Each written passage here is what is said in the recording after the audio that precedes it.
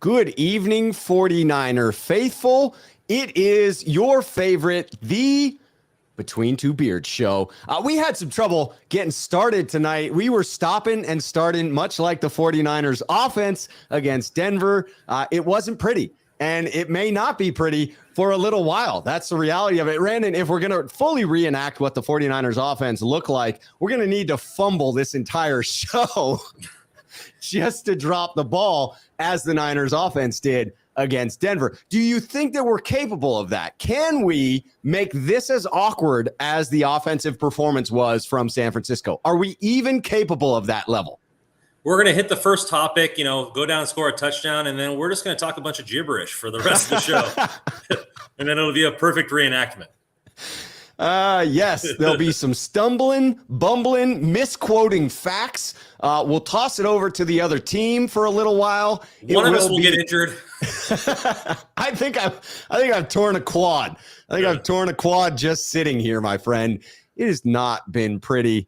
Yes, Peter Lee coming in to say it is late night, Rob. It is late night, Randon. It is late night between two beards. Joey Mellon's doing the kind deed to let us know, Rob, you are late. Joey, we appreciate that reminder. Dr. Jaspreet coming in to say, we want Rob. We want Rob. I appreciate that energy. Raphael 5629er sneakerhead here on the channel comes in. Say, what's up, Rob? Randon, sneakerheads, and everyone. There was a whole gang load of chats in there at the appropriate time. Those have all vanished because we were supposed to start 3 hours and 15 minutes ago. And here we are. Elvis in the building. What's up, Rob and Randon? The late start is advantageous for some of those that are our international fans, Randon. Depending upon where you are in the globe, this may be a benefit to be 3 hours late. I like John's chat there. Rob, you guys are as late as Jimmy's reads. If this were the case, John, we wouldn't have showed up at all. We just would have canceled this show for the evening if we were going to be as late as Jimmy's reads on Sunday. But yes, fair comparison. Truth told, not sold coming in. Rob, what's up, man? Show love, faithful. Hit that like button. Beast Mode says, wake me up when we win. Hopefully that is this week. Absolutely hoping that's this week. Yes, the late show, we're breaking it down. JMac49 says, what's up, Rob? Better late than never. Hey, same with the 49ers offense. If they show up at some point this season, it will be better late than never because this damn defense is looking like it's primed to win a championship, and this offense is just hitting the snooze button over and over again. Yeah, it's like me every time I wake up for work. Archon Jedi says, I knew I saw a notification. I thought I was losing it. No, this is the late show with Rob and Randon. Depending upon how this goes, who knows, Randon? We may just need to start a late Niners show. We might just be the midnight crew that comes on and gives Niners nonsense at midnight or something along that. I'm telling you. Mix it up a bit. Yes. Jan coming in. Beard squared. All right. Speaking of the beards squared, speaking of, I don't know how I'm transitioning. There is no transition. Injuries, Randon. Let me fumble this transition, much like Jeff Wilson Jr. fumbled the ball at the end of that game. Injuries, Randon. There are plenty affecting both the outcome of the game in Denver and looking forward. So some of these certainly played into it. George Kittle, it was his first game back. Obviously, he did play against Denver, but you would think that had a little something to do with the outcome. Elijah Mitchell, obviously out for half the season. That happened early on. Trent Williams, during this game, exited, looking like that's going to be a 4 to 6 week injury. Eric Armstead obviously missed this game with plantar fasciitis in his foot, which is something that will linger for him. And Azeez Al-Shire injured during this game. Sounds like an MCL sprain for him. Probably looking at that same month range that Trent Williams was looking like he's going to be out. Any one of these players being able to play through the entirety of that game, or those that weren't available for it, felt like they could have been the difference in this one. Even if Kittle had been a little less rusty, it felt like we only needed a little bit of momentum to get that 1 or 2 extra points needed to get the victory in Denver. I'm not saying that it would have looked cohesive, but we could have at least gotten the win. But it seems like these injuries are mounting for San Francisco. Yeah, the Trent Williams news is the worst of the bunch. you're looking at it and you look at the actual medical term for high ankle sprain. It's not really a part of the ankle at all. It's right where where the leg meets the ankle. And it's, a lot of tendons being, stretched or sprained or twisted or pulled or whatever adjective you want to use. And you hear a lot of people that get it, hey, yeah, I can jog straight forward, but as soon as I have to make an ounce of a degree of a cutting motion, it's unbearable pain. When you're a 320-pound guy in Trent Williams and you have to move laterally to do your job, that's not ideal. So I think that's the biggest one. I don't think it's going to be 4 weeks. I think it's going to be a lot later, which is however long he needs to take to get it done. I'm more interested in the playoffs. He talked about it going into last season or at the beginning of this season about last season, that he probably wasn't the right man for the NFC Championship game. Probably should have been Colton McKivitz just because he wasn't even, 60, 70%, and it really hindered him in that game. So we'll see how it works out. Obviously, the bye is going to be somewhere in between this. So that'll help both these injuries with Aziz and Williams. But it's definitely going to be something that's going to be really important for this team, especially with the offense looking, flat out like doo-doo. Really looking like absolute doo-doo. I do want to point out, Ian talking about good news first. Yeah, we're starting with the injuries. That basically is the good news. Did you watch the game? These injuries are better than what you watched. Start on the good news first with the injuries. Yeah. And we'll say Beast Mode Gaming, I'm sorry. He says, feed me that positivity. Love it. Go Niners. I don't know how much of that I'm going to be spoon feeding. Maybe like one airplane propeller baby thing coming in, a spoonful of positivity. That's all I'm going to be able to put out on this one, because even I am dejected after what's happened. I agree that the Trent Williams injury is the most concerning of those. The depth at linebacker sort of creates a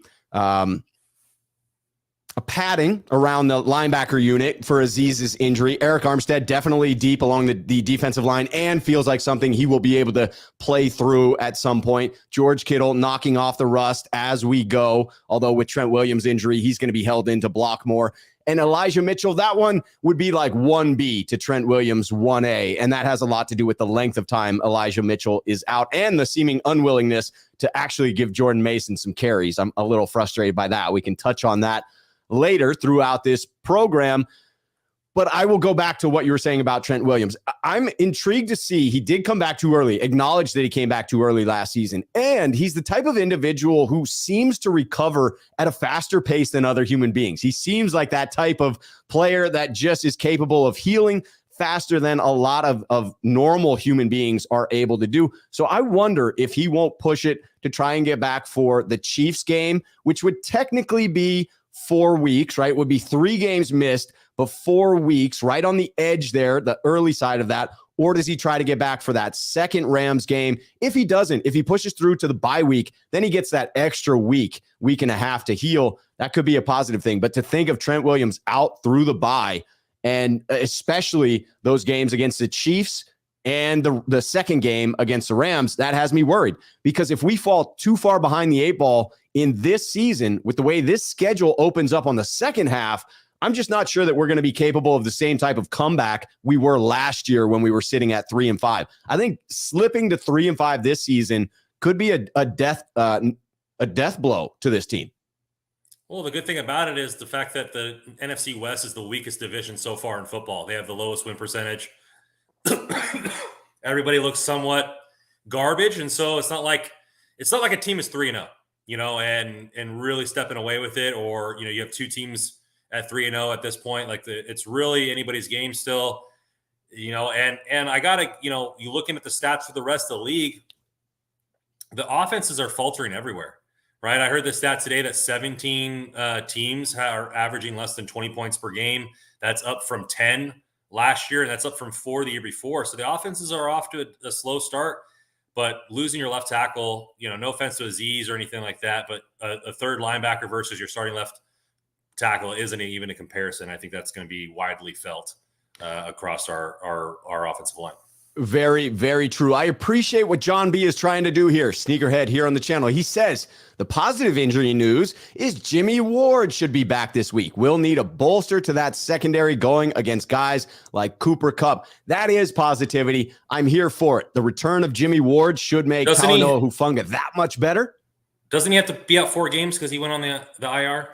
Ooh, that's a great point. Yeah, it is 4 full games. So he's not going to be back against the Rams. He's going to be back after the Rams. So he will be back the next week against Carolina. So it is still technically a return this week. It's just this week after Monday night. He should return to practice next week. But great call out there, Randon. It is not for Monday night's game against the Rams, but I'm going to count it as good news that within 7 days, we will get the return of Jimmy Ward to practice, assuming that his injury is healing up as one would like to see. You know, I saw an interesting thing on Twitter today. Some fan posted it and said that, you know, Jimmy Ward's so good in man coverage that, and Gibson is playing so well that what if they brought Gibson in on nickel packages or dimes and move Ward down to the nickel just for those packages? That's interesting. I like whatever puts the best players on the field, and I will freely admit that it seems as if the nickel package is the one that is in flux, right? Determining who's going to be the additional corner, whether it's going to be Diamador Lenore, whether you're going to get in Samuel Womack, how is the young rookie against the run versus against the pass? Whatever finds the best way to get the veteran bodies on the field, the ones that are most capable on that defense.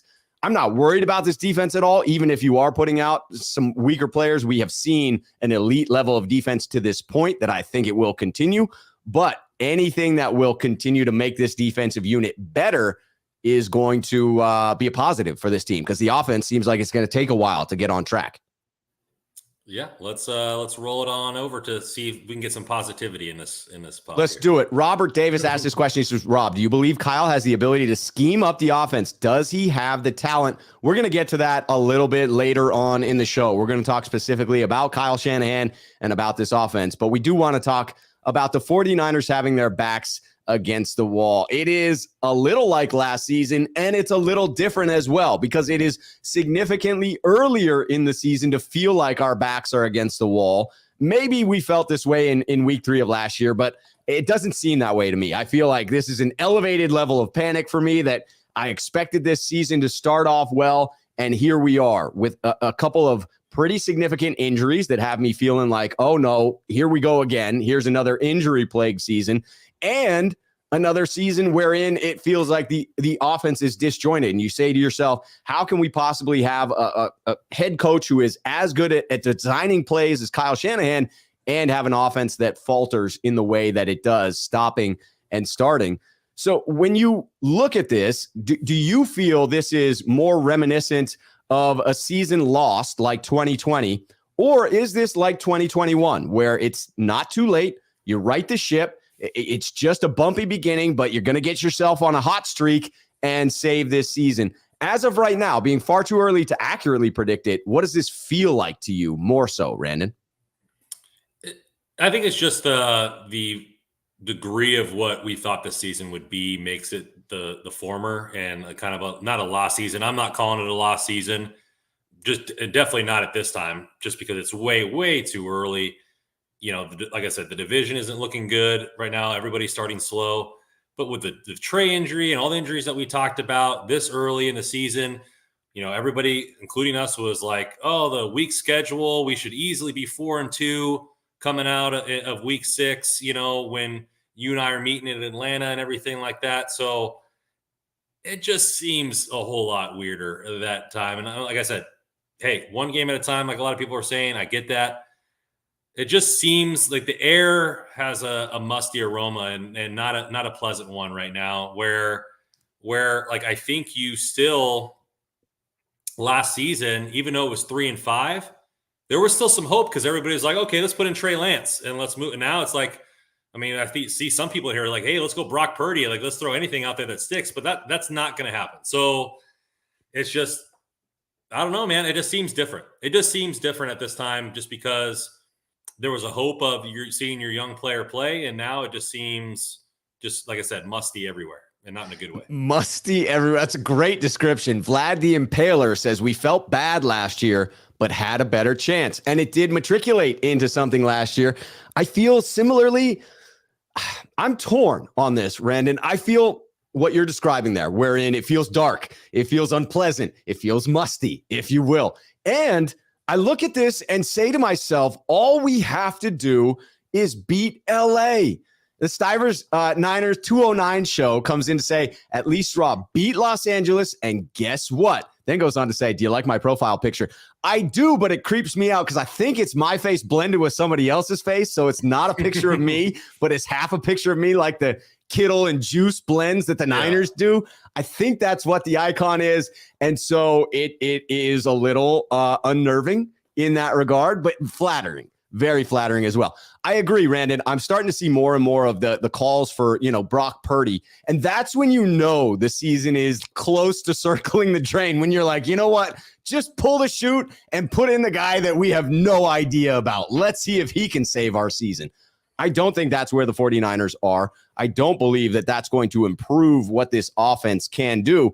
And I believe that this offense is fixable, that we are still within shooting distance. Again, we beat LA. All of a sudden, we are tied for first, and everything's hunky dory again. Because I go back, still go 4-2. We could still go 4-2, and I had us predicted at the break, right at the bye, being 4-4, and so it's very easy for us to still hit that mark, right? If we go into this week and we beat LA, then we go on that 2-game road trip and win those two, we can come home and cough up a couple to the tougher teams in Kansas City and LA again. So we're not far off, but you're right. It feels as if we are, because the backup plan of like, well, this is Trey's year. Trey's going to be great. Trey's going to improve throughout the season. But if anything does happen to Trey, we got this killer insurance plan called Jimmy Garoppolo. He's on the bench. Well, guess what? Now we have had that disaster accident that happened. We had to call up the insurer and be like, yeah, we totaled our car. We need you to buy us a new one. And they were like, yeah, it turns out we're just going to give you a used Prius instead, because that's what Jimmy Garoppolo looked like coming out on the field. Bring around the loaner. Yes. That thing is dragging a freaking tailpipe. Sparks are coming off as it's going down the highway. It was ugly, right? It was ugly. And so this like savior that was supposed to ride on the field and give us a bare minimum type of performance that would be suitable to carry this offense came out and stunk it up instead. And not only stunk it up, but like seemed apathetic about it, right? Was like, shit happens kind of an attitude after the game. And so I am left with this terrible feeling of like, how do we right this ship? There should be the talent on this team. There should be the intelligence. There should be the know-how. And yet I'm not certain that they're going to be able to do it. I balance that with just looking at this roster and this defense and saying to myself, this defense could carry this team the rest of this season, even if the offense continues to look as bad as they did against Denver. No, they can't look as bad as they did against Denver. They can't. But you look at the positives, and we'll get to the Rams game later on, but just briefly hitting them, Stafford's a turnover machine. Number one in last year's season. The defense looks more turnover, opportunistic and stuff like that. They got blown up by the Bills and their defensive line game one. That's a positive for that matchup. So there's a lot of stuff to hit on. And the team, all they have, like I said, they win Monday, and then you go into Carolina and Atlanta. That just seems like a recipe for success there, and it's something that the Niners can still go 4-2. And it doesn't really matter how you get there, But if you get there, that's it, right? So that's all that matters. That is all that matters. Jason PDSI says, "I'm taking it week by week. Last week stunk. This week could be a nice win or another bad loss. Kind of like watching Jimmy drop back to pass. Each one is a new adventure." I agree with that, Rand. And I got some questions that I want to ask you here. First one, does this team respond better versus pressure? Like last year, our backs were up against the wall. It did feel like the team came together and went on that run. Do we need a little bit of, hey, your backs are against the wall type of energy? Does this team need that motivation? I don't know if they need it. It just, because they started 19, 8-0, 9-0. So, but they weren't expected to be a good team, and they rallied around that. They rallied around, Jimmy in the broken, injuries that he had, around Trey last year. I think it's just the fact that they have a lot of good veteran players. Supposedly the locker room is one of the best in the league, according to many people that have said it. Whether you think it's fractured now about what's going on, who knows if that's really true or if it's just more clickbait by the media. I mean, well, I guess we'll find out. But you paid Debo $25 million, expect him to be a leader. You have guys out there, like Fred Warner and Armstead and Bosa. Bosa giving speeches before every single game, backing him up with a top 3 win rate, and I believe he's tied for second in sacks with 4. So like you have guys that are just coming to the bell and getting that, and getting Kittle back is definitely going to help. It won't help if they don't use them, but that'll be another rant that I have later on in this podcast. So it's for me, I think, they have the type of personnel to do it. Yes. I don't think and as much as people want to give crap about Jimmy, and I don't like the way he answers, press conference stuff. I like the way Trey just says, I was not good enough this game. It's on me. Let's ride next week. Agreed. Or Jimmy's, blaming it on whatever, or saying we when it was clearly him this last week. But ultimately, I don't think he wants to look that bad either. Like this season for him is make or break for another big contract. Like if he leads this injured-ridden team in the beginning of the season all the way through, and it, whether you say leads or helps or is a passenger on it, it's going to lead him to get a contract. If we don't make the playoffs, he's losing at least $10 million. That's a fact. For his contract next season. So regardless of whether you think he's all in for the Niners, he's definitely all in for his pocketbook. And ultimately, that's the same thing at this point. Yeah, there are players that I do wonder if they're better under pressure. And Jimmy is one of those players, I'll be honest. And Kyle is one of those coaches that I do wonder if he's better when he's expected to win or when his back's up against the wall. But there are a bunch of players you named that I know are better when they're challenged. Fred Warner, Nick Bosa, Trent Williams, although he's not going to be out there for the foreseeable future, George Kittle. He'll be on the sideline. Debo Samuel, right? There are plenty of players that will step up. So I agree that there is at least a portion of this team that will respond to that. And I agree with a couple of these comments. Harold coming in to say, I'm hoping that this ugly loss is a wake-up call. I think it certainly is. It woke me up. And if it woke me up, I hope it woke up some of the players as well. Randall Riley, sneakerhead here on the channel, says your answer to the back against the wall question will be answered this Monday night, Rob. That's the beauty of the NFL, right? Each week gives us new information. Joey Mellons with the super chat coming in. This loss is a huge and early wake-up call for Kyle. We're in a similar situation as week 8 last year, except it's only week 4. Jimmy G and Kyle can work it out. That's one of the questions that I have remaining for you as well, Randon. So let's tackle Joey's premise here that Jimmy G and Kyle can work it out. Do you believe that the problems that exist on offense are fixable? Can the relationship between Kyle and Jimmy work for this year, in your opinion? I mean, it's worked before. It can work again. But that's a great call out. Right now, you're looking at Kyle finally owned up and said he called the wrong play in the end zone. You look at that was easy to call out if you're anyone other than Kyle. And so, and I think Jimmy G, but he has to be perfect. Like the defense is playing enough to get them there. The run game looked good, right? I think he had 85 yards on, I think we only ran the ball 13 times. The one carry to Mason, I think he got 8 yards. So it's just, 7. It's something along the lines like, this offense has a lot that it can get fixed. You're getting Kittle back. Debo's getting paid. It's like they can do those types of things, but there's a lot of stuff that needs to step up to the next level. And, I will touch on that later on. I think there's a lot of players that I expected more from, but ultimately to the basis of your question, I think they can. Jimmy G that was probably the worst game I've ever seen him, is at least bottom 3. Like he's not going to be that all the time. No. He's just not. So he's going to be somewhere in the middle. And if you had a serviceable quarterback that game, that was a blowout because Russell Wilson was straight garbage. Right. And without that fourth quarter drive, he was way worse than Jimmy Garoppolo all game. And you could say what you want, but like he was missing wide open guys. Yeah. So. And Jimmy, I agree, had one of his worst games. And you did see like the hyperbole flying around where people were like, same old Jimmy. Like we knew this was coming. And we did. I mean, Jimmy has bad games within him, that it's only a matter of time before one of these games come out. But let's not pretend that this was an average game by Jimmy Garoppolo or that this was the norm by Jimmy Garoppolo.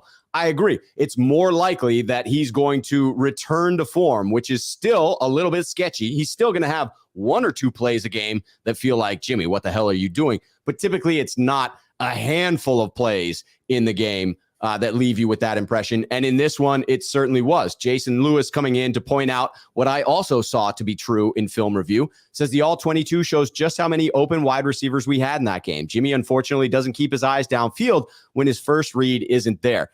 Whether that's the case all the time or just was illustrated very clearly in this matchup, it was clearly a problem against Denver. And I would expect Kyle to work with Jimmy on this.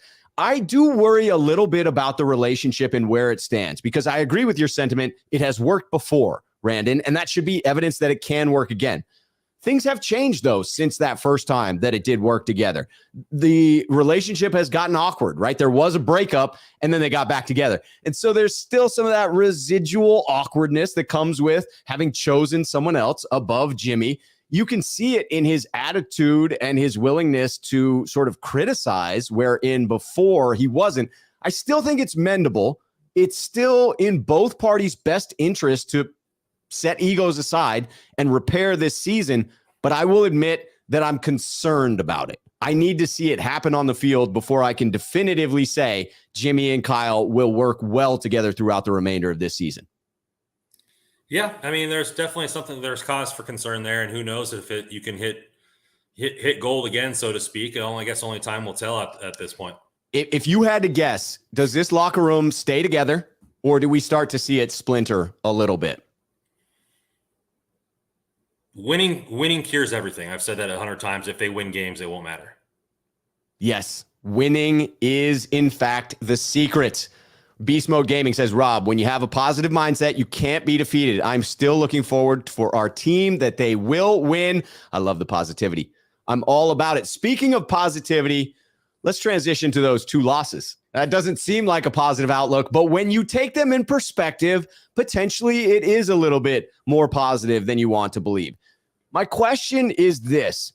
We're at 1-2. That's the reality. We have one win. We have two losses. Some people would say it doesn't matter how you accrued those two losses. They're in the freaking loss column, and that's all that we need to talk about is you have two of them, and you're sitting behind the Rams. But should we view these losses with perspective? Are they somewhat excusable? No, they're not. Like both games they lost, they should have won. Like they should easily be 3-0 to start the season. So, like I said, if you even got mediocre quarterback play, they blow out the Broncos. Like it's not even close because they were running the football very well. If you can complete even 25%, 30% of the first downs, right? They didn't get a first down on third down until the fourth quarter. So if you can complete even 30% and you're allowed to run the football more, which you were gashing them left and right, like this game is completely different because the defense was locked down all game.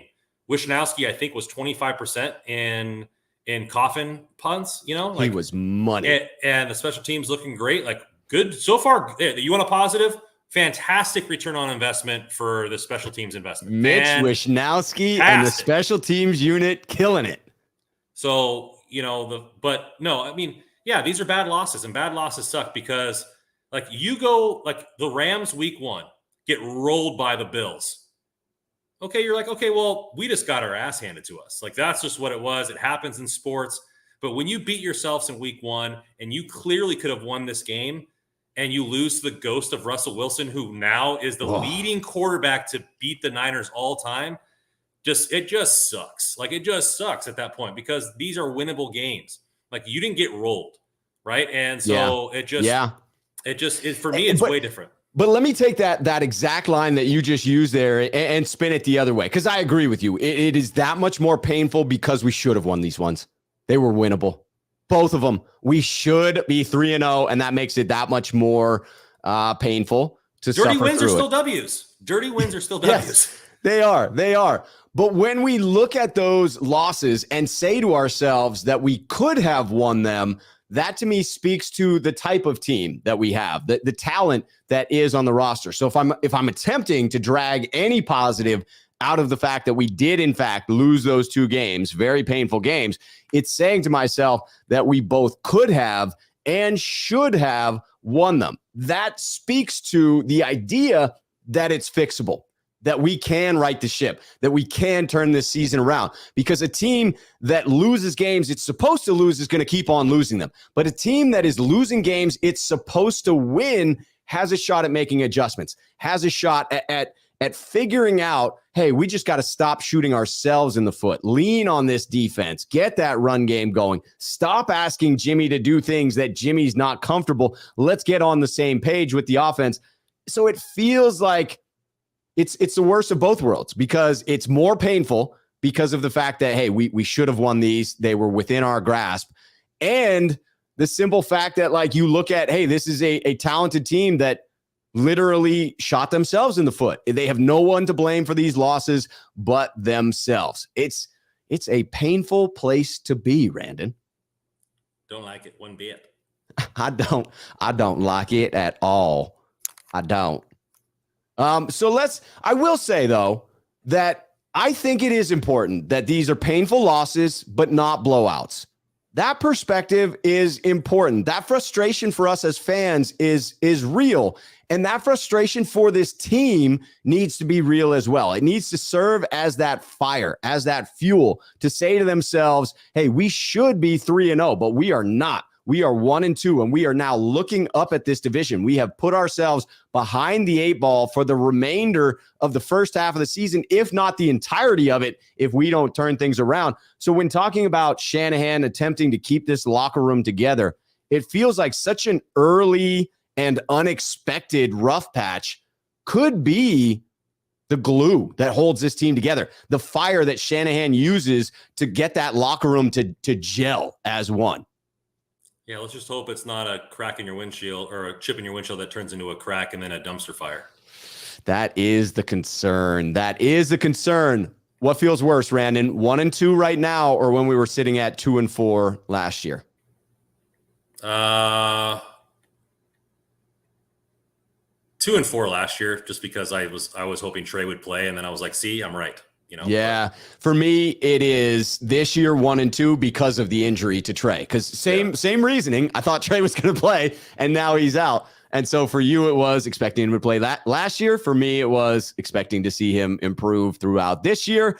Both of us are heartbroken about it. By the way, I just wanted to say to Harold, who has brought up a couple of times that there's the Brent Jones clip where he's talking about not being happy with Jimmy Garoppolo's body language. I have seen that. But Harold brings up the idea that Colin Cowherd has spoke about what Brent Jones said. I've not seen Colin Cowherd's clip. So, Harold, I will watch that. We'll get to it, because I do think that what Brent Jones spoke into existence is similar to how I'm starting to feel. I'm not usually the kind of guy that calls it out. I'm not usually a body language kind of guy. And Brent says the same thing. He's like, dude, I don't usually talk about what a player does after a game. But after that one, after that performance, to see him going up and shaking hands with some of the Broncos players, to see him smiling, it rubbed me a little bit the wrong way, just like it rubbed Brent Jones the wrong way. And I do wonder how invested Jimmy is right now. He's a locker room guy, so I have a hard time believing that he's not fighting for his locker mates. But as far as answering to Kyle Shanahan and like the regime, I certainly don't think he's fully bought in with that part of the team. If he's fighting for anybody, it's his teammates. I get it. I don't like it either. I mean, you look at Charvarius Ward pissed off, but not everybody can just be flat out pissed off every single game. You saw it. I mean, players trade jerseys after every single game. One of those guys lost. Right. They're still shaking hands. They're still, hey, chopping it up with their boys. It's a great they point. Played in college or whatever. And so, like, I don't know who the other guy was. I don't remember his name, but you don't know what he means to Jimmy G and their friendship or whatever. But the thing, it's not on the field that bothers me. It's the fact that in the press conference, he's not like, hey, that was a despicable effort by me. I have to be better. I don't care how much rust is on it. I can't walk out of the back of the end zone. I can't, be doing some butt fumbles here and there. Like it makes that kind of stuff bothers me more. Like the accountability at that, where he's saying we, like, okay, we insinuates your whole team. If I remember correctly, the special teams, A+, the defense, A+. The only thing that really sucked in this game was the offense, and you're running that offense. And so it wasn't the team that let everybody down or played bad. It was you. Yeah. So and it wasn't the team that offensive line. It wasn't the team that stepped on the back of the end zone and gave them the extra 2 points either. So yeah. I mean, the offense and the head coach in this game gave the Broncos 5 points. Like, I don't know what Shanahan was doing on that, not accepting that holding penalty and then walking out of the back of the end zone. Like, that's like 5 points right there. We should have won this game. I mean, we should have won regardless of those mistakes, but yes. Yeah. I will say this, because this comment comes in, and I think there's a lot of people talking about it out there in Twitter space. I know that's not a representation of all 49ers fans, but it certainly is a segment. And Dr. Jaspreet says, Rob Shue, after the safety, Jimmy said something, had to lip read, looked like, I'm going to change sounded like because we didn't hear it. It looked like, man, your plays suck. Who is the man, Kyle? Jimmy? Could it have been something else? My point is just that. The last sentence you put in there, Dr. Jaspreet, it could have been something else. We don't know what he says before it. We have no context. And lip reading is an inexact science, even if you are good at it. So I just won't speculate as to what he specifically says. It's something to that effect, but he could have been talking to himself. I agree with anyone who has played golf or those types of games where you yell at yourself when you screw up. Could have been. Could he be frustrated with Kyle? Absolutely. It would be within the realm of possibility, but I can't speculate on it because there's too many unknowns. I agree with Fable, who says we need a professional lip reader to decide what Jimmy yelled. Until we have that professional transcript, I'll hesitate on talking about it. But they all sucked. So whoever he just was picking, it didn't matter. It would be accurate no matter whom he was speaking about. Let's talk a little bit about that frustration with the offense. Do you believe that Kyle Shanahan and all of his genius is operating too complex of an offense? Jimmy Garoppolo came in 2017, and by the time he got thrust into the starting lineup after the injury to CJ Beathard, he did not know the entirety of that playbook. And so the 49ers said, screw it. Let's wing this a little bit and let Jimmy sling it around. What goes on to happen? But Jimmy wins 5 in a row. Looks like the most prolific version of Jimmy that we're ever going to see in a 49ers uniform, save for a few flashes, maybe against the Rams in 2019 or against the Saints in 2019. But we rarely see that version of Jimmy anymore. Do you feel that Kyle Shanahan's offense is so constrained that it forces Jimmy into this other version, this clunkier version, who's constantly screwing up? I think it's a loaded question, to be honest, because I think you have the pressure of Kyle Shanahan, like, oh, maybe if I just pull out some more tricks, this will work. Like, and then sometimes there's nothing to counteract a punch in the face. Like, there's really not. And right. Like, hey, let's go out, let's throw it deep. I think there's some things that bother me about this offense, and you know, if I'm nitpicking here, is that it seems like Jimmy, if Kyle calls a play and he's scheming wide receiver 1 open, Jimmy throws to him no matter if he's open or not. Right. Like, and it happened to Trey week 1, and everybody's been floating around where Debo was wide open on the backside. All you had to do was you could have punted it to him and he would have got a touchdown.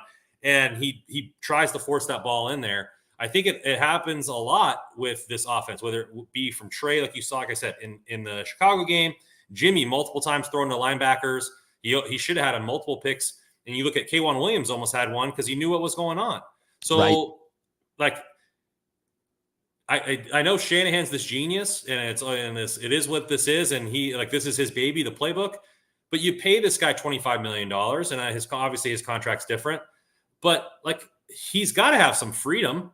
Like, is it I don't really know if Jimmy can't make more than one read, or if Jimmy's not allowed to make more than one read. Like, right. You don't know what they're talking about and all this kind of stuff.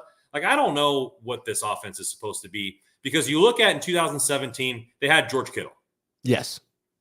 And Anquan Bolden. But like, Anquan Bolden, definitely a good wide receiver, but their offense wasn't as loaded as it is now, right? So yeah, force the ball to those two guys over and over and over again. Now you have great weapons. You can spread it around. You can get it going to where it is something along those lines where he's drawing up these plays that, yeah, generally a lot of the times his first read is wide open. And if that first read is Debo Samuel, he's going to be effective at what he does. He's the Yak King. He led Right. all of college in the last year, in his senior year, in yards off slant routes. So like they have strengths, but I think sometimes it gets to the point where Kyle overthinks it and draws up these wicked plays, as we saw on the 1 yard line, like a play action screen bootleg. Like, okay, like he only has 10 yards to run backwards, right? Like this play is so long developing to where I think it's just, okay, let's just be simple here. Right.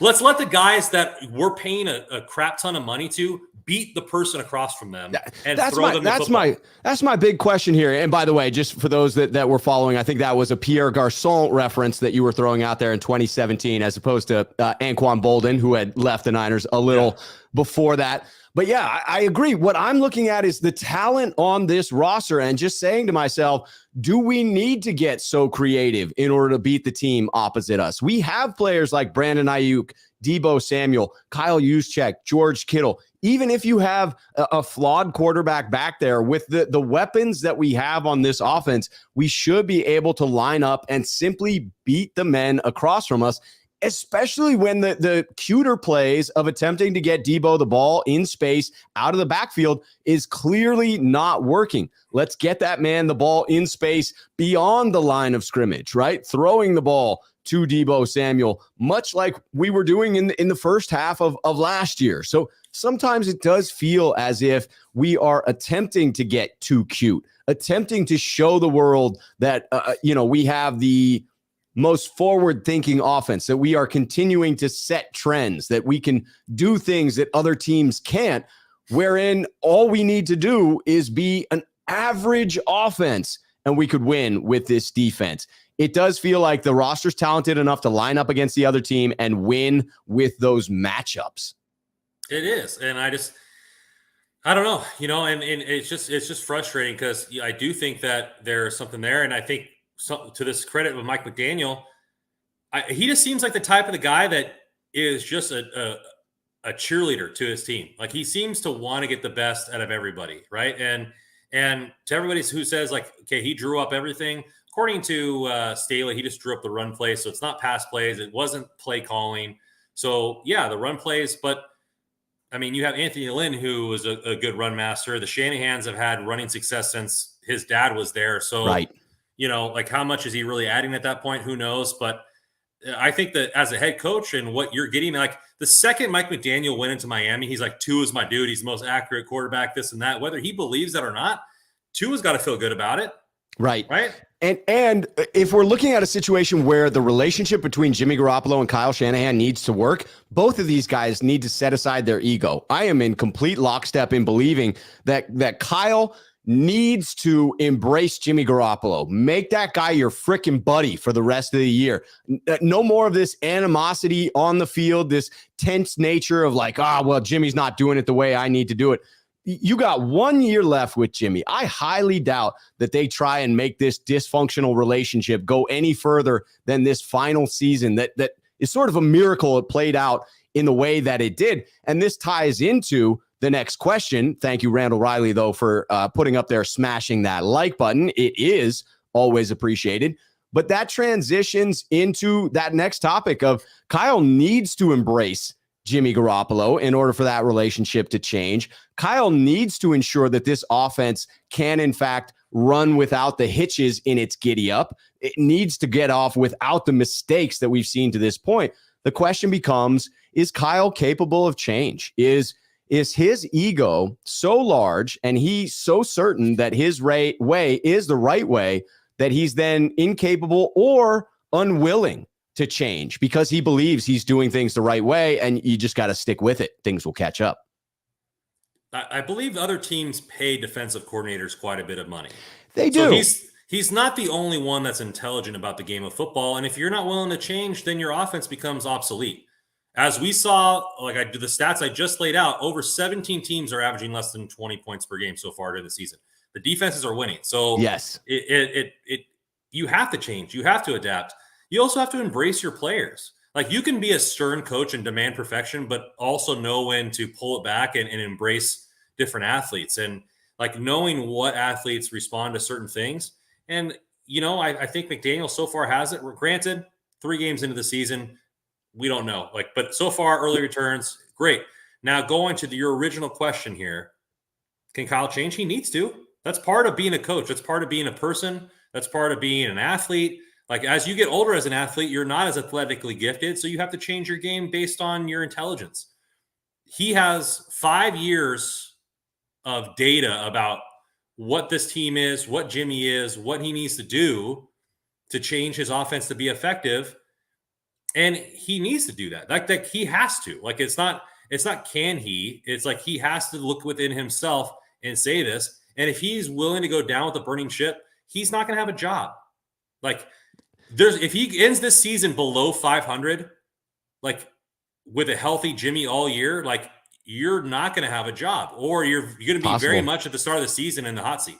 Yeah, he would, at a bare minimum, be very much in the hot seat. And I like you bringing up Mike McDaniel in this one, because I do think he took a page out of Harbaugh's playbook and not out of his old head coaches in the way in which he embraced Tua. Just in that introductory call that was cheesy as all get out, right? He's on the private plane being flown out there to Miami, and he's talking to Tua, and it doesn't come out as, picture perfect movie script wording. But the message is clear. You're my guy. I'm rolling with you. We go down together in this thing. Like, how you go, I go. Like, we are one. We are simpatico. And I agree with Randall Riley, sneakerhead here on the channel, saying Harbaugh did that with Alex Smith. I'd say that worked out pretty well.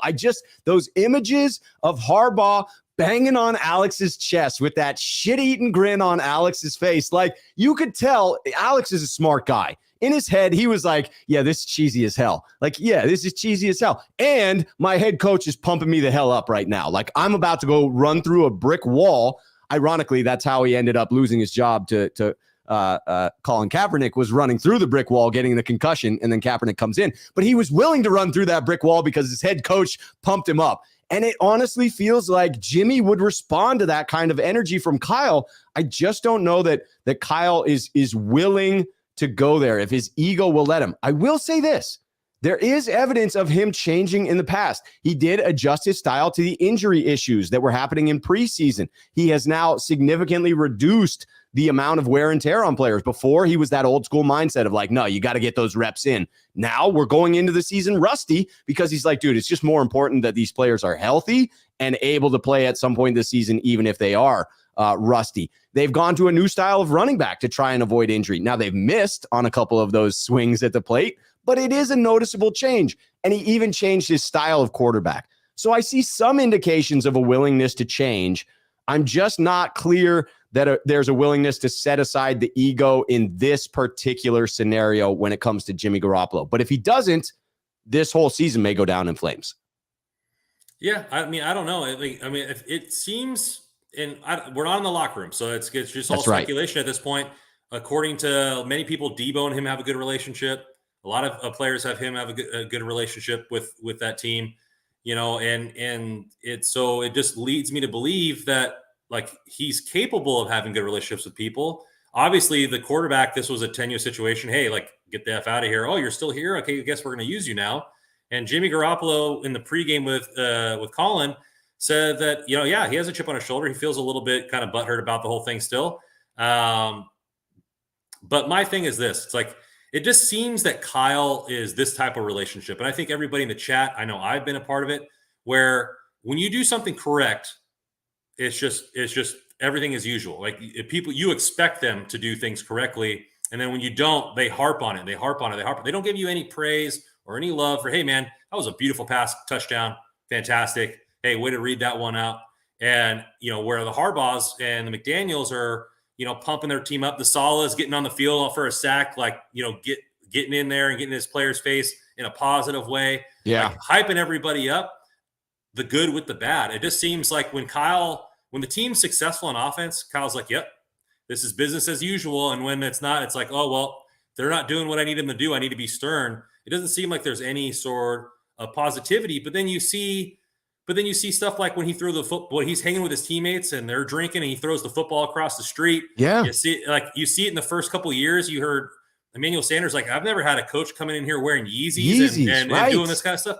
So, like, I just don't know if he's gotten jaded by being a head coach because he certainly has a lot more gray hairs, or if it's just this is the way he's always been and it's running thin. You see a lot of coaches, whether it's in the NHL, NFL, basketball, whatever, like there's the stern type of coaches, and they work to get a team into shape, but that style of coaching wears thin over a long period of time. I wonder if that's it. I mean, you look at coach for the Los Angeles Kings.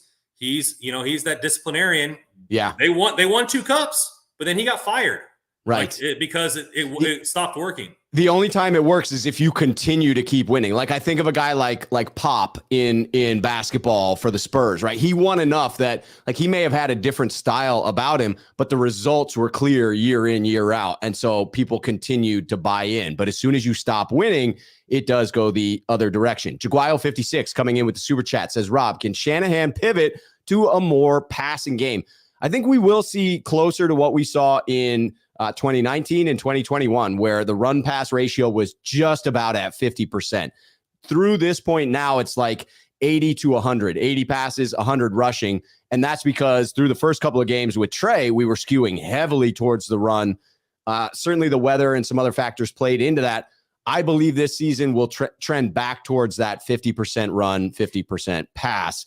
And do want to point out, J. Cruz 24, I think this is astute, saying if Kyle started to try to pump up Jimmy, it would come off as disingenuous. It's way too far for that. It would be disingenuous if it were disingenuous. It needs to be real. He needs to buy in to Jimmy Garoppolo is our best chance as a starting quarterback this year. What can I do to pump him up? And it does have to be genuine. I agree. If he just tries to act like Harbaugh, it will come across as disingenuous. Around town. I don't know if a lot of people. Yeah, I don't know if a lot of people have ever lived with an ex, like while things are in transition. But yeah, it's not peaceful in there like all the time. Like there's a vibe, but it's ultimately better to try to make things run smoothly. Try to do this. Like it benefits nobody for Kyle Shanahan to be an asshole or Jimmy G, because they both don't get what they want. The team doesn't win and Jimmy doesn't get his money. So for me, it doesn't there's no reason for it not to be genuine at this point. Like even if it's just the point of like, hey, man to man, dude, I'm sorry for what happened in the offseason. You know as well as I know we have to win games. You want to get money. Let's get each other's back. Let's take this team back to where it can be. And then after this, we can part ways. Like at minimum, it should be that. At a minimum, it should be that. Around Town Collective with the super chat says, I hope he can change. I think there needs to be someone in the building to challenge Kyle and give him reason to change. Great show, guys. First of all, appreciate the great show compliment. Couldn't agree more. It's a fantastic show, primarily because of Randon. I'm just here riding coattails, but that's what I do best. Secondly, let me get to that point. I agree that there needs to be a reason to change. Losing should be that reason for change. Looking at this roster and saying to yourself, this is far too talented of a roster for us to be dropping these games. That is all the motivation that Kyle Shanahan should need to say to himself, you know what? I'm setting my ego aside and I'm doing what needs to be done in order to right this ship and get Jimmy to a place where he's functional as a quarterback. And if that means that I need to eat some crow, I need to have a tough conversation with Jimmy wherein I set aside my ego and I say, I'm sorry that we treated you the way that we did. Great. Do that, because it is your responsibility as a head coach to get those wins out of this roster. And again, the roster is too stacked not to be getting those wins. Exactly. Jose comes in. I got to put this in because I like it. Will we get evil Jimmy, baby Jimmy, teenage Jimmy, or party Jimmy? I like Jimmy to wear a tuxedo shirt to show he wants to be formal, but also likes to party. I like mullet Jimmy. Bring back mullet Jimmy. I don't know where mullet Jimmy is. Robert Davis with the super chat. Where has Kittle gone? He got the bag on his play, and his play has declined. You see Kittle having a resurrection with Jimmy? I thought so. I really thought that this season, regardless of who was at quarterback, Kittle was going to have himself 1,000-yard season. I have adjusted that slightly because of the first 3 games going so poorly, and George probably having to stay in to block with Trent Williams out, so that curtails his first half of the season stats. But I still do believe that Kittle's got some big games in him. I will be shocked if we don't have a few 100-yard games from George Kittle this season. All right, cue rant. So in a recent podcast with the Kelsey brothers, Kelsey flat out said, like, George Kittle is the best tight end in football. It's not close. Yes. And he said, and he goes, they just don't use him the way I get used. I'm lucky that Andy Reid uses me out in space. They use me to where I can be effective and I'm featured in the offense. Mark Andrews gets used where he's featured in the offense. Darren Waller, when he had his monumental season a couple years ago, was featured. Like, he was getting over 10, 15 targets a game. When Kittle was the only weapon on the offense, or at least the best weapon on the offense, he was getting 10 to 15 targets a game. He was getting forced the football. There's no reason for Kittle to have 5 or less targets per game. He needs to at least have 8 to 10 opportunities. Debo needs to have 8 to 10 opportunities. You need to put the rock in your best player's hands. Ultimately, it's scheme, in my opinion. I don't think his play has declined. I think he's just as good as a tight end as he's ever was, but he's not getting the looks. And whether that's because he's asked to block or whether that's whatever, it's a scheme thing, and that's Kyle's fault, in my opinion, because you have to design plays for your best player. I keep putting my hand in here. And I'm just like doing this. But damn it, Kyle. But you see Debo, right? He's designing plays to get Debo the ball because he's Yes. a playmaker. Where is that for Kittle? Like, there's no, like, you got to design stuff there. Tight end screens, to do whatever, like end arounds. I really don't care. But, like, you got to give him the football because he's just as deadly in the yak game. We saw it.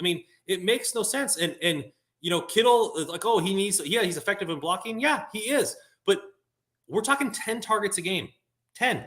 Like, that's not a lot for a team where he's arguably, you could argue he's your second best, or you could present an argument that he's your first best weapon on the team. Yeah, certainly. So like, where is there's no design for him. There's no urgency to give him the ball. And every single time he caught the ball, he was effective in this last game. So, like, his play is not declined at all. There's just more weapons on the team, and they're not designing him the football. You look at to get the football. You look at 2019 and 2018, where he was on those big seasons. Like, every third down, I guarantee you, he had about 60 to 70% of the play calls that were passes thrown his way. And it's not that way anymore. And that's my biggest thing for him is, like, you're not utilizing. Then why pay him $50 million? Get a first round pick, let him walk, and get a tight end that's only good at blocking if you're not going to use him, because right now he's just wasting money, in my opinion, because you're not using him in the offensive game. Yeah, running the football is great, but it's a passing league. Get your guy the effing rock, get him in space, let him do what he needs to do, stiff arm the F out of people. Like, come on. Like, that's play design at this moment. And another thing that Kyle needs to pull a stick out of his ass and get fixed.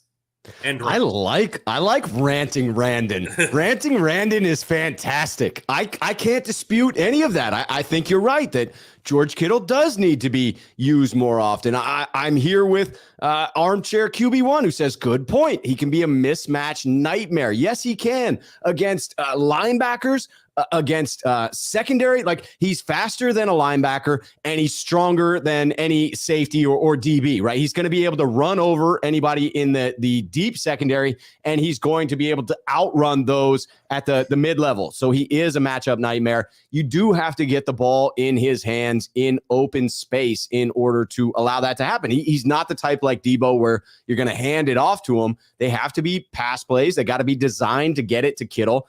I agree with some of the sentiment in the chat as well that, hey, it's his first game back, that they will work him back in. Still, when you look at his stats coming out of this game and the way in which he was not utilized in a game where all you really needed was 1 or 2 plays here or there to skew the game in your favor, it's very frustrating to see George Kittle not be utilized. And speaking about someone else that's not utilized, Elvis coming in from Australia with the super chat says, need to give Jordan Mason more touches. I mean, it's probably because he only averaged 7 yards on the one touch that he got. They were like, well, if he's only going to average 7 yards per carry, we can't possibly give him a few more. No, I'm in complete agreement. That was complete sarcasm. Jordan Mason deserves some touches, just like George Kittle. Get the ball into your playmakers' hands. This one is less of a rant than the Kittle, because Kittle is proven as a weapon. But Jordan Mason seems to have a glimmer of hope there, and the run game could use some support. I know Jeff Wilson Jr. would be a little bit fresher if he didn't have as many carries. Feels like Jordan Mason is at least one of the answers we need to explore on offense. They panned to him during the game, and he looked visibly bored. Like, he's like, okay, I get I'm supposed to be on special teams, but I just broke that off for 7 yards. You don't think you can use me? Like, I don't know if it was just that moment in the game where he was, but during that moment, he looked visibly bored. Yeah. And, probably because he only got in on 2 plays. He was in on a couple of plays where he wasn't utilized. He was in on the snap, but definitely was only given the 1 carry. All right, let's talk about a little more positivity. Let's talk about Jordan the things. Wilson was not bad. Jordan Wilson wasn't bad. No, so Jeff Wilson Jr. No, it was a decent game for him. Absolutely. Not trashing Jeff Wilson Jr., merely saying a compliment to Jeff Wilson Jr. would add to his own effectiveness as well. Let's talk about the things we need to do to beat LA. Because what is true is no matter how shitty we feel right now, Brandon, a win against LA will mean that we are 2-0 in the division, and we will be in first place because of the tiebreakers tied at 2-2 with the Rams, but obviously owning that head-to-head. What do you see as some of the keys to beating LA? I'm going to kick this one off, and I'm going to say the first one is staying out of 3rd and long. The Niners were freaking awful on 3rd down, but I will say it was David Lombardi's article in The Athletic that pointed out to me so much had to do with the setup to 3rd down. It was failures on 2nd down that set up the Niners with 3rd and long. We were 1-10 on 3rd down throughout the game. We averaged 8 yards to go on those 10 tries. 3rd and 8 was the freaking average. That's atrocious. And that means what you're doing on 1st and 2nd down isn't working. So that's where the 49ers need to be productive. It's picking up those yards on 1st and 2nd down, putting themselves in 3rd and manageable, in particular coming up against, Aaron Donald and the freaking Los Angeles Rams. Yeah, I mean, I think you're looking at something that bothers me. Like, we were running the football well. Like, why are we not running the football more? I know, like, you want to like have him throw the football, and you believe you could dial the stuff up, and obviously you can get more yards on throwing plays on average. But like, give somebody some help. I mean, Jeff Wilson was running well. Like, yes, the offense was clicking in the run game, and like, it wasn't like it was just one big burst run and the rest of it was ineffective. Like, it seemed like there was quite a few big plays, not only from Jordan Mason but from Jeff Wilson, and so like they need to run the football. Like, the linebacking core, even though they got Bobby Wagner, is still not a strength for them. And we don't have any receivers that can, or we don't have a receiver. Well, I guess we do have receivers, but we don't have a quarterback that's going to be able to, Josh Allen at 40 yards downfield and beat Jalen Ramsey like he was the other game. So they got to run the football. They got to do it more, and they got to give him, more 3rd and shorts, because it just seems like when we get to 3rd and long or 3rd and 8, they know it's a quick slant to Debo. They know it's something going on. Right. And I think it's just, it seems repetitive. Somebody said predictable up there, repetitive, predictable. Like, okay, 2nd or 3rd and 8. Yeah, it's going to be a slant. They're going to try to throw the ball 5 yards and have the yak do the rest. And it didn't work a lot last game. Yeah, no, it didn't work last game. And to your point of needing to run effectively on early downs, that's going to be the key to the second big key to victory for the 49ers. And that is the Niners, when effective against the Rams, have used a quick strike passing game, right? Utilizing Jimmy Garoppolo's ability to get the ball out quickly. The 2 wins last year in the regular season, Jimmy was tops in the league in his ability to get the ball out quickly. It was 2 of his more impressive performances as far as the time from snap to getting the ball out of his hands. What changed in the NFC Championship game was he held on to the ball a little bit longer, over 3 seconds per snap in that one. And that has a lot to do with the type of plays you're able to run when the down and distance is off. So if it's 3rd and 4, 3rd and 3, 3rd and 5, pretty consistently, Jimmy's able to use that short passing game much more effectively. You get into that 3rd and 8, he's going to need to hold on to that ball in order to get it past the line to gain, unless you're counting on getting it to Debo 3 yards and him barreling through defenders. If the Rams are crowding the box and playing the line of scrimmage tight, that is difficult to do because the book is out on Jimmy Garoppolo. So getting those yards on 1st and 2nd down will set up the ability to have that quick strike passing game and get Jimmy G into rhythm. Okay, play caller. Let's spread the field a little bit. Like, let's run some screens to the outside. I know the pick play was technically illegal for the touchdown, but it worked. It just seems like a lot of stuff. Like, I don't care if it's screens. I don't care if there's small outs and getting 4 or 5 yards. Let's spread the field to the outside, because if you don't make them be honest, like there's multiple ways for them to be honest. Throw the ball downfield, which Jimmy is okay doing. He said he wants to do. Whether he's talented at it remains to be seen. But he said he wants to do it, which would mean let's freaking use Danny Gray at some point in this game. And That'd two, be nice. like the quick screens to the outside, running the ball to the outside, making the team move laterally to hopefully strike like a snake in the center of the field is going to be something that's going to be important. So they have to get to the ball to the outside. You have to rely on, whether it's Debo, whether it's Ayuk, whether getting a Kittle screen. Ooh, nice little saucy Kittle screen with Ayuk and Jennings and Debo blocking for him. I'd like that. So it's just something like, let's do something out. But a lot of the times, like they were like optioning Jeff Wilson out to be a receiver, and it was never looked his way. It wasn't really deterrent.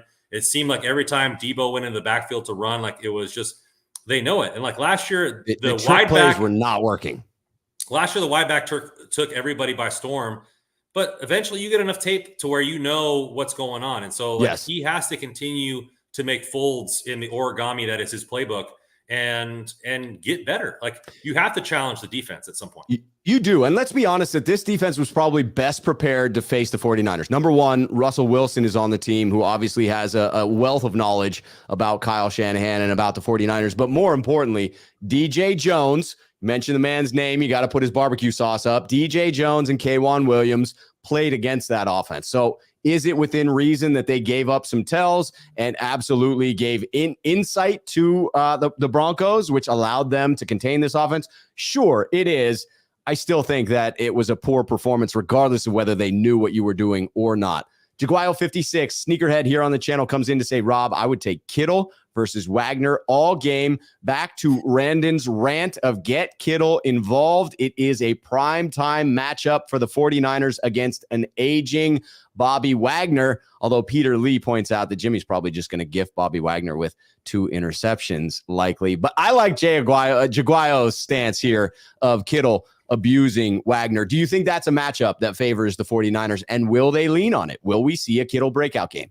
Kittle's no. There's not one linebacker in the league that can guard Kittle for a full game. So take that for that what you will. Jaguayo56 says, Rob, 29 pass, 19 runs. If correct, that won't work. No, we need a 50-50, especially against the Rams. We've got to run it down their throats. All right, the last key to victory here for me, and then definitely want to hear a key to victory from yourself as well, Brandon, what you think is coming up in this one against LA. But the absence of Von Miller with the absence of Trent Williams, that feels like a bit of a wash to me, right? I mean, it felt good when you were like, the Rams defense isn't who they were last season. They lost Von Miller. And then all of a sudden you're saying, well, now the 49ers offense isn't who they were last year. We are without Trent Williams. I do believe in Kyle Shanahan's ability to scheme around the absence of a player as great as Trent Williams on the short term. He seems to be able to do that specifically very well against the Los Angeles Rams and Sean McVay, save for one very critical game. Do you think that the 49ers and their inexperienced offensive line will be able to handle the pass rush from the Los Angeles Rams? I mean, the interior three have given up some of the least amount of pressures. I mean, they weren't great. They weren't great against the Broncos, but they didn't give up that many pressures that usually came from the outside. You saw they went to Jalen Moore for like one series, and they're like, oh, that was a mistake. Let's put in Colton McKivitz. And so, I think they can. My key to the game was similar. It's just the trenches in general. Yes. So, I think whether you're talking about it on the side of containing Aaron Donald, can you really contain Aaron Donald? Most people can't. Like, he usually gets through at least, a few times a game. But are you really going to count on? You saw Von Miller destroy that left tackle, and Nick Bosa is one of the best in the league as well. So, like, there should be both defensive lines should be able to get to the quarterback at least a little bit. But I think ultimately, overall, between both offensive and defensive line, the trenches should be won by the Niners. And they have to be if they have any chance of winning this game, because Jimmy Garoppolo isn't a gunslinger. Like, he's not going to be able to overcompensate with that. He can't scramble enough to compensate for bad offensive line play. So, like, in order for them to, run those scripted plays and get the ball out quick and have them beat people one-on-one, like, they're going to be somewhat competent. And the defensive line is going to have to bring judgment, because Stafford isn't a running quarterback. No, he's going to be pinned there. He's going to try to make bad throws because or not bad throws. He's going to try to make tight window throws. He will make some bad throws, which could be bad throws. But you look at, and going back, and I'm not a film guy. I don't have all 22. I don't go back and watch a lot of it. But listening to a lot of the podcasts that people do, Jimmy Garoppolo was thrown off his back foot a lot against the Broncos, and I'm not giving him any sort of pub. He definitely was the worst player on the field, but the offensive line didn't give him much time. They did not. They need to give him more time to at least get the ball out, allow the receivers to get somewhat downfield, because that sweet spot of a 10 to 20 yard downfield that's where he makes his bread and butter. It is. If you're getting pushed back instantly, which the offensive line was, and you're throwing off your back foot, not ideal. It is not ideal. And it's not making an excuse for Jimmy Garoppolo, but it is acknowledging the reality. I think that you're spot on in saying if we watch the trenches in this game, whomever is able to push around the other team's big men more effectively on both offense and defense is probably taking this one home, that it will be won or lost in the trenches. Now, many games you could say that about. This one, it feels particularly true when you're matching up the San Francisco 49ers against their division rival Los Angeles Rams. I will be looking to the big men to see if we are going to be able to handle LA. So let's ask the question that all of this conversation begs, and that is, will Kyle be able to right this ship? Looking at it right now, the Niners sit at 1-2. Are you betting on or against this squad when you look at the remainder of this season and how it plays out? When you say right the ship, you mean we make the playoffs? Is that what you're saying? I think that's a fair measuring stick. I think that's where the Niners need to be for this not to be a disappointing season. Can the 49ers right the ship and make the playoffs? Yeah, I still think they can. Their defense is too good not to, right? And if they get Williams back, right, even after the bye, you still over 50% of the season. We saw them go on a win streak last year. It's definitely possible, but they have to make a statement, right? If they lose this game 30-28 and the offense was cooking, the defense looked good, except for, the Rams are hard to hold back. Like, you're looking at, okay, like, hey, a lot of the part of the field was better. But if they lose this game like 21-10 or 21-7, or where the offense looks anemic again, that's going to be the biggest thing, because the defense can't carry it. You can't carry a team in all season by the margin of them not scoring one touchdown a game. It's going to be impossible to shut out teams all year long. That's right. And even the best defenses don't do that. Yeah. So it's just there's so much built against it, whether it be penalties, scheming the offense, getting tired, et cetera, et cetera. It's just almost impossible. The offense needs to be better. And so Kyle should be able to be enough of an offensive mindset and really look deep and get this going. Jimmy Garoppolo won't be as garbage as he was against the Broncos. I mean, if he's mediocre all season, we are going to be able to win games. Will we be able to be in gunfights with the likes of LA or Kansas City? Probably not. The defense is going to have to be elite in those games for us to have a chance. But any given Sunday, right? Nobody thought Miami was going to go in and beat Buffalo. Nobody thought a lot of these teams that should be 3-0 are not 3-0, and nobody thought the Eagles would be 3-0. So there's a lot of stuff in football that doesn't make sense, and these Niners can still win games there. But just like Jay Cruz says, no moral victories. I agree. Like, they need it. Like, the moral victories, if they put up 30-something points and lose that game, then at least we know the offense is humming. But it's still it's not an excuse. I'm just saying, like, the biggest thing on this team that needs to get correct is the offense. And we score a lot of points and we lose on a last drive. Yeah, it's a loss, and I'm not going to feel like it's a moral victory. But at least the thing that needed to get corrected got corrected. Yeah, and I have to say, I'm going to echo the sentiment. Technically is a moral victory, but no moral victories, but that would be a moral victory. I mean, I'm taking moral victories. So I'm with you. Can Kyle right the ship? Yes, he absolutely can. There's still the talent on this roster. There's still the know-how within the coaching staff. I will take it one step further and say absolutely the Niners are going to right the ship, that they still make the playoffs this year. I still believe my prediction of 11-6 as a win-loss record is right on the money right now, but it does require that we actually put the ship back in the horse right now, and not as Gizmo Maltese teases here. Says, I think we played 3 bad teams. Our defense hasn't really been tested. I don't see how O-line will be able to block against the Rams. Hope I'm wrong. So Gizmo is seeing the glass as half empty, as, hey, we have played bad teams and we are 1-2. We're not righting the ship against the Rams.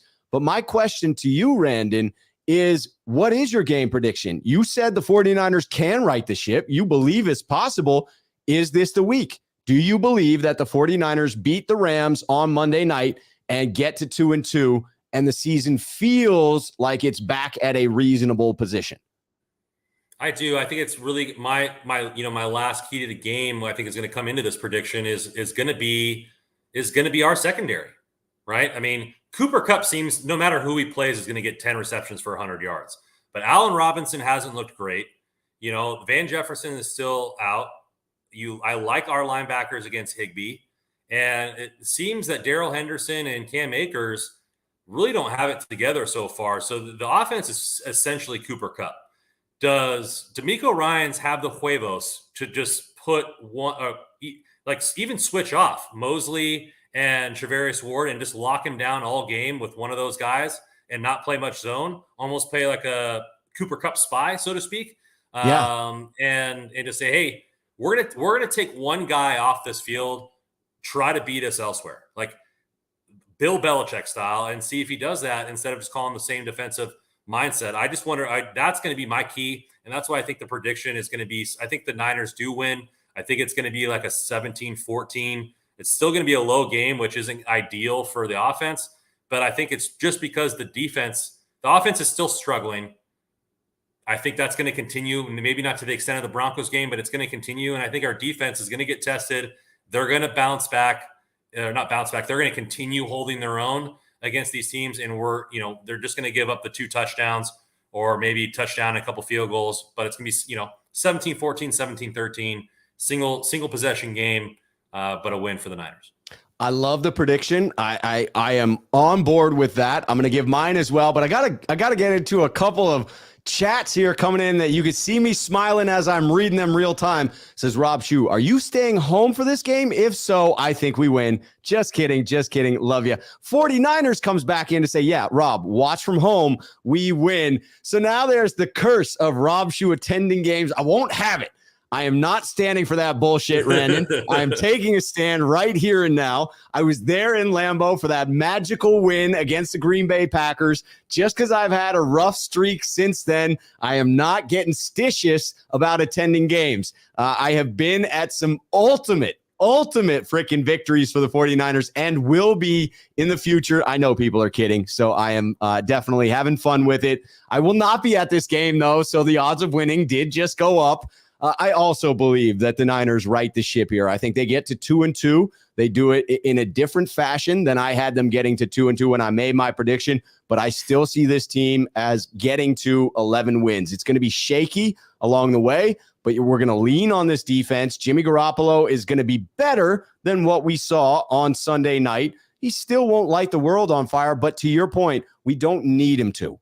We just need him to play within the system, to make a couple of big plays here and there, get his playmakers involved, lean on this defense, lean on this run game. The Rams are susceptible to the run. The 49ers absolutely have to capitalize on that on early downs, pick up those chunks, divide the carries up, get Jordan Mason involved, and get the ball into your playmakers' hands. George Kittle, let that man go off. All right, Jaguile 56 comes in with the last super chat to say, Rob, we came back from 3-5 last year, 21-20 49ers. If you want to hear my score prediction, let me know and show up on Friday, because that's when I'm going to put it out. Don't let me know. It's coming out on Friday. Just show up when Jackhammer and I go live on Friday for the score prediction. Randon, this was a fantastic late show. We were all over the map. The rants were louder. My rambling was even more pronounced because it's late and I'm sleepy, but I thought it was a dope show, and I think the people agree. Yeah, it's time for me to go to bed. It's 11:30 out here. Yes. Let's get Randon to bed. Randon, thank you for being on. It was an absolute pleasure in here. Thank you to everyone in the chat. Please do hit the like button on your way out. Randon and I want to get this message to more and more faithful, and Randon's information is down below. I know that he had a great episode of Hockey Royalty tonight. You can find that podcast in the description below, as well as Randon's Twitter handle and his YouTube page as well. So make sure to check out the description of the video. Until tomorrow, when I will be back with the Sneakerhead call-in show at 4 p.m. before Thursday Night Football. This is a wrap. Let's call it a night. Randon, good night to you, sir. I hope you get some fantastic beauty sleep and dream of sweet 49er victories. Good sir. Well, thank you, man. I hope you do too as well. Thank you very much. Starco fan 212 says, good night, sleep tight. Don't let the bed bugs. I can't even say bed bugs bite, Randon. That's it. The show's over. You know the drill. Cheers, faithful.